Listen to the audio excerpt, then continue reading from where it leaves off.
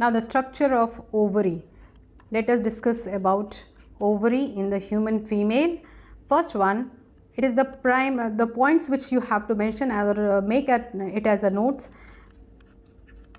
Primary reproductive organ. First point जो आप लिख सकते हो वो क्या है? Primary reproductive organ.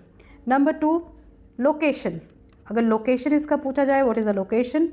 Location is in the pelvic cavity. In the pelvic cavity.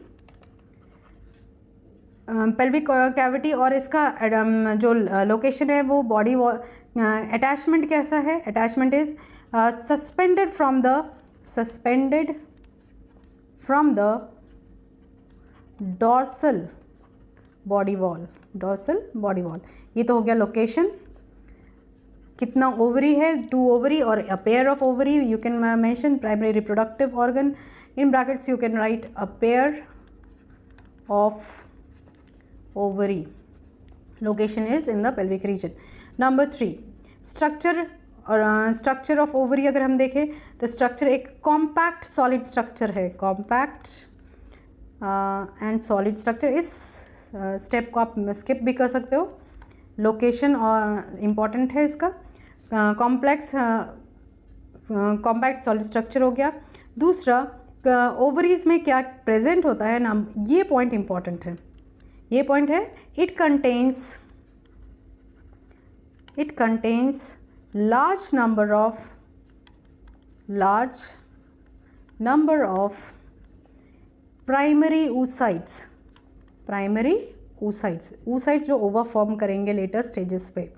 Primary oocytes which is now if this is the primary oocyte, they are surrounded by cluster of nutritive cells. So these cells, if we know right about these cells, suppose this central one is the primary oocyte. तो ये जो surrounding sales हैं ये nutritive sales हैं जिनको हम follicular sales बोलते हैं. फॉलिकुलर सेल्स, क्योंकि कई बार बच्चे होता है ग्राफियन फॉलिकल. तो फॉलिकल क्या है? फॉलिकल जो उसका सराउंडिंग सेल है जो उसको नरिशमेंट प्रोवाइड कर रहा है. तो न्यूट्रिटिव है. यहाँ तक ठीक है? आप लोग समझ गए? अब जैसे हम लोग स्ट्रक्चर पहले एक बार देख लेते हैं. ओवरी का स्ट्रक्चर आप इस तरह से इरेगुलर स्ट्रक्चर ड्रॉ कर सकते हो. इरेगुलर स्ट्रक्चर, इसको हम डबल लेयर्ड बना देंगे.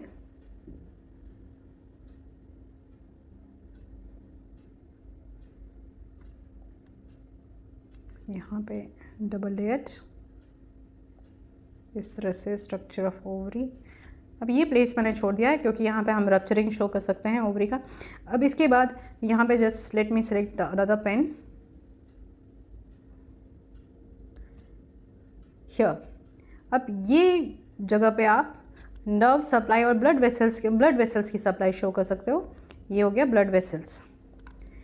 उसके बाद यहाँ पे प्राइमोर्डियल फॉलिकल्स, जो स्टार्टिंग के फॉलिकल्स हैं जिनको हम प्राइमोर्डियल फॉलिकल्स बोलते हैं. ये फॉलिकल्स फॉर्म करेंगे प्राइमरी फॉलिकल.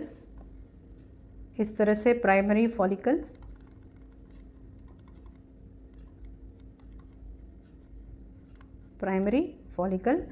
ये प्राइमरी फॉलिकल जब साइज में बड़ा होता है तो यहाँ पे हम जैसे एक न्यूक्लियस और इस तरह से एक कैविटी शो करते हैं. तो बाकी सब जगह को डॉटेड कर दो. ये डॉटेड, ये हो गया सेकेंडरी. तो ये प्राइमरी फॉलिकल, ये हो गए प्राइमोर्डियल सेल्स. यहाँ पे ये हमारा आ गया सेकेंडरी फॉलिकल.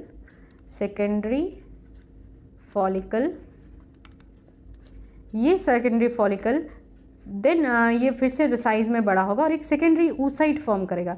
यहाँ पे पहले था प्राइमरी oocyte, फिर सेकेंडरी oocyte. इस तरह से स्ट्रक्चर और साइज़ आप थोड़ा सा ज़्यादा बड़ा दिखा दो इसका, ऐसे बड़ा साइज़. बाकी सारे प्लेसेस डॉटेड स्ट्रक्चर से जो कि फॉलिकुलर या सेल्स है. बीच में एक सिर्फ कैविटी दिखानी है. अब इसमें ये जो एम्प्टी स्पेस है ये होता है एंट्रम.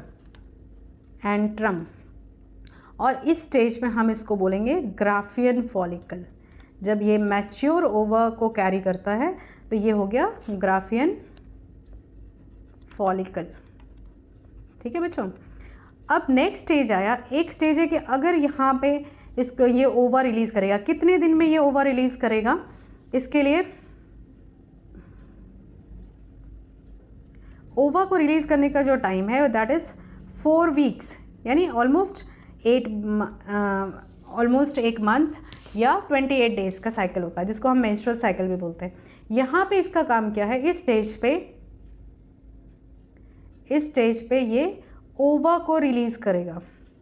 दिस इज़ ओवा, और ओवा कौन से स्टेज पे रिलीज़ हो रहा है, सेकेंडरी oocyte स्टेज पे रिलीज़ होता है। ये आपको हमेशा ध्यान रखना है, ओवा जो रिलीज़ जब होता है तब वो सेकेंडरी oocyte स्टेज पे रिलीज़ होता है, और उसका जो डेवलपमेंट है वो बाद में। और जो आपके पास फिर बाद में जो बच गया, जो रेमिनेंट ऑफ ग्राफियन फॉलिकल, इस रेमिनेंट ऑफ ग्राफियन फॉलिकल को, अब मैं इसको दूसरे कलर से बना रही हूँ, रेमिनेंट ऑफ ग्राफियन फॉलिकल को हम बोलते हैं कॉर्पस ल्यूटियम। ये येलो कलर्ड स्ट्रक्चर है जो कॉर्पस ल्यूटियम फॉर्म करेगा।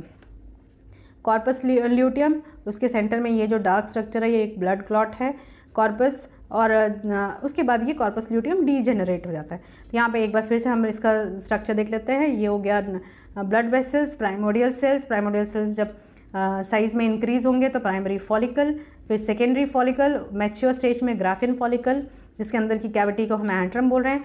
4 वीक्स के टाइम में ये सारा मैच्योरेशन प्रोसेस होता है और रिलीज़ करता है वो ओवा, जो कि सेकेंडरी oocyte स्टेज पे। नेक्स्ट, अब यहाँ पे एक चीज़ और ध्यान में रखने वाली चीज़ है बच्चों, कि जो ओवा रिलीज़ होता है वो ऑल्टरनेट मंथ में एक ओवरी से रिलीज़ होगा।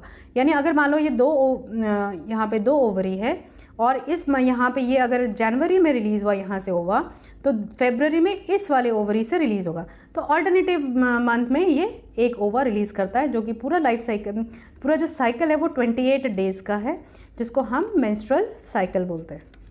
मेंस्ट्रुअल साइकिल, इस मेंस्ट्रुअल साइकिल के बारे में हम लोग डिटेल में पढ़ेंगे।